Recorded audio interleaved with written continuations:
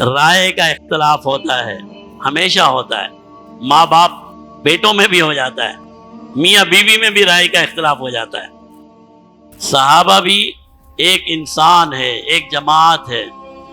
صحابہ میں رائے کا اختلاف تھا، لیکن اللہ کے لیے تھا، اپنے لیے نہیں تھا۔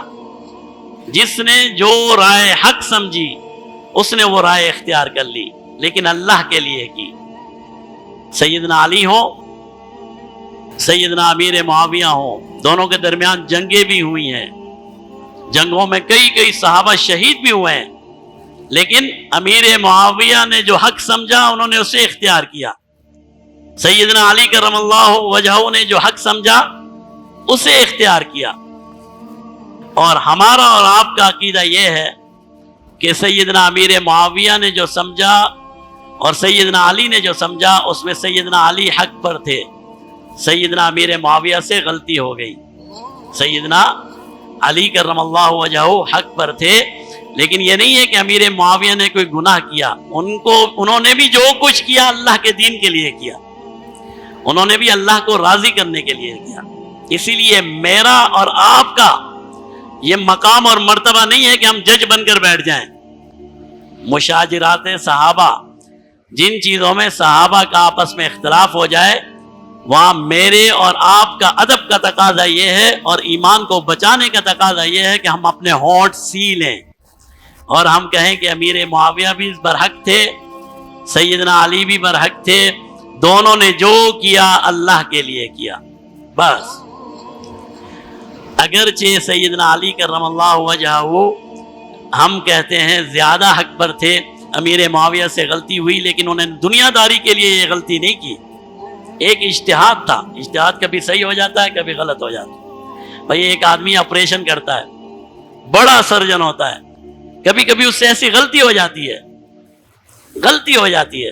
پائلٹ ہے، 400 فلائٹیں کر چکا ہے، 401 فلائٹ پہ کوئی ایسی غلطی کرتا ہے کہ طیارہ تباہ ہو جاتا ہے۔ تو آپ یہ تو نہیں کہیں گے کہ اس کو مہارت نہیں تھی، مہارت اپنی جگہ ہے، غلطی اپنی جگہ ہے۔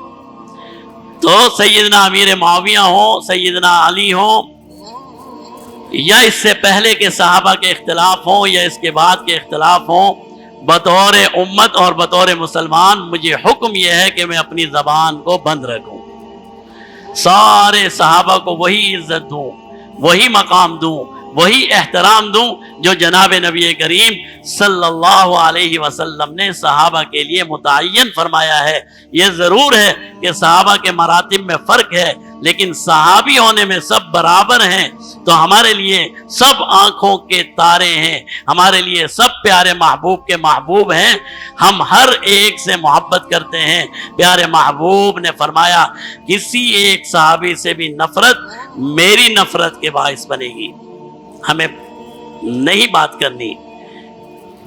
اب آپ بہت سے لوگ کہہ رہے ہوں گے مولوی صاحب عجیب باتیں کر رہے ہیں، ہمیں تاریخ سے سیکھنا چاہیے، ہمیں تاریخ پڑھنی چاہیے، تاریخ سے سیکھنا چاہیے۔ مولوی صاحب پھر تاریخ کی ضرورت کیا ہے اگر ہم نے بات نہیں کرنی؟ بھائی ہماری اور آپ کی وہ تاریخ جہاں سے ہماری اور آپ کی بات کرنے کا آغاز ہم کر سکتے ہیں، وہ تب کی تاریخ ہے جب یزید حکمران بنا۔ اس سے پہلے کی تاریخ ہم پڑھیں گے، سمجھیں گے، لیکن کسی ایک کے غلط اور صحیح ہونے کا فیصلہ کرنے کا اختیار مجھے یا آپ کو نہیں ہے۔ وہ سب صحابی ہیں، سب اللہ والے ہیں، سب نے جو کیا اللہ کے لیے کیا اور ان کا معاملہ اللہ کے حوالے ہے۔ اور اجتہاد یہی ہوتا ہے، اجتہاد اگر اجتہاد کہتے ہیں کسی بارے میں اپنی عقل سے فیصلہ کرنا، اگر وہ فیصلہ صحیح ہو جائے 2 نیکیاں ملتی ہیں، اور اگر فیصلہ غلط ہو جائے 1 نیکی پھر بھی اللہ عطا فرماتے ہیں کہ اس نے کوشش تو کی حق تلاش کرنے کی۔ تو یہ اجتہادی غلطیاں تھیں۔ صحابہ کے بارے میں ہمیں خاموشی اختیار کرنی ہے۔